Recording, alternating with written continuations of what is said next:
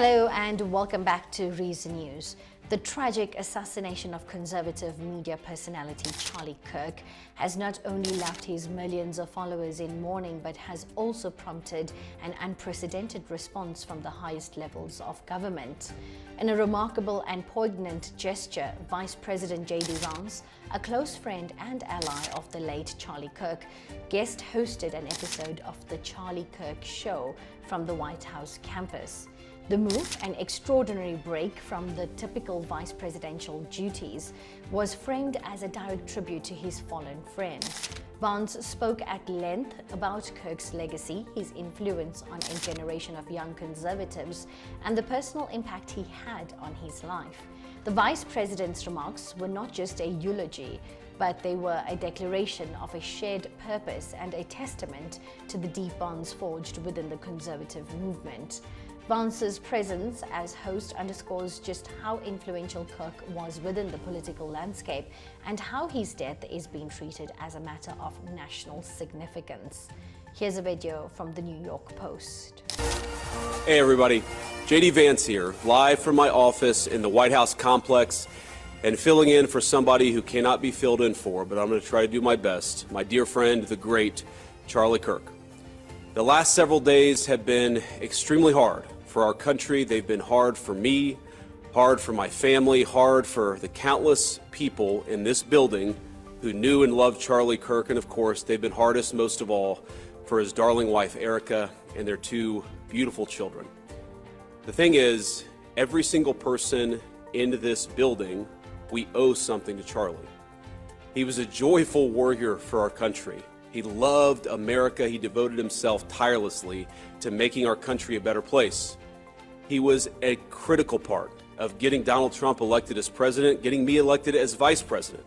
And so much of our success over the last 7 months is due to his efforts, his staffing, his support, and his friendship. I don't think that I'm alone in saying that Charlie was the smartest political operative I ever met. Everyone knew him as this fearless debater, this guy who would take the conservative message into hostile places and inspire younger generations to have courage. One thing that's hit a lot of those young Americans over the last week was how Charlie was there for them when others were not. When they were afraid to speak their minds, when they were afraid of what a professor would say, when they were afraid that they would be shouted down by their peers, Charlie was there, showing them that they could be courageous and that they could be bold. Charlie was a visionary. He was a luminary.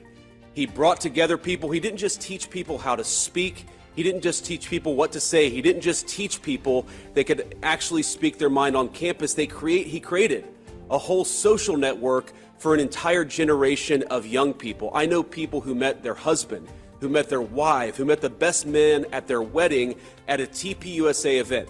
Because as you guys all know, it's not just about speaking our mind, it's about making friends along the way and creating that support network that won an election and that staffed the current federal government. Of course, we have to make sure that the killer is brought to justice, and importantly, we have to talk about this incredibly destructive movement of left-wing extremism that has grown up over the last few years, and I believe is part of the reason why Charlie was killed by an assassin. NBC News' Steve Patterson reports that authorities in Utah have arrested a 22-year-old man, Tyler Robinson, on suspicion of aggravated murder.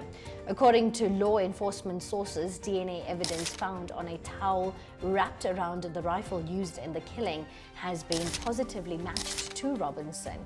Furthermore, a screwdriver, also with Robinson's DNA, was recovered from the rooftop of the building where the fatal shot was fired. This physical evidence, combined with witness accounts and digital footprints, is building a compelling case. Patterson also reported on the alleged motive, citing a written note that investigators believe existed, in which Robinson allegedly confessed his plan to take out Charlie Kirk. This is being investigated as a targeted political killing, a horrifying development that has drawn condemnation from across the political spectrum. The dual narratives of tribute and investigation highlight the profound impact of this event. On one hand, you have the political establishment mourning a loss and vowing to carry on a mission. On the other, you have a criminal investigation that points to a deeply polarized and at times violent political climate. This tragic event has forced a national reckoning with the state of political discourse. The assassination of a public figure, regardless of their political views, is a grave threat to the democratic process itself. It raises uncomfortable questions about the escalation of rhetoric, the dehumanization of opponents, and the line between heated debate and incitement.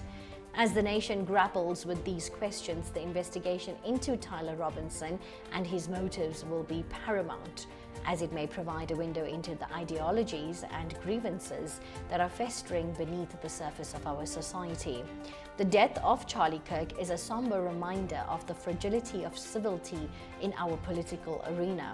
While tributes from figures like Vice President Vance honor a life cut short, the ongoing investigation reveals a troubling undercurrent of political violence.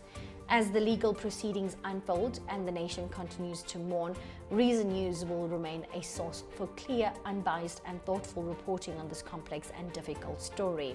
We will continue to track the investigation and its wider implications, ensuring you are equipped with the facts needed to understand this critical moment in history. Thank you for joining us. Until next time, stay informed, updated and curious.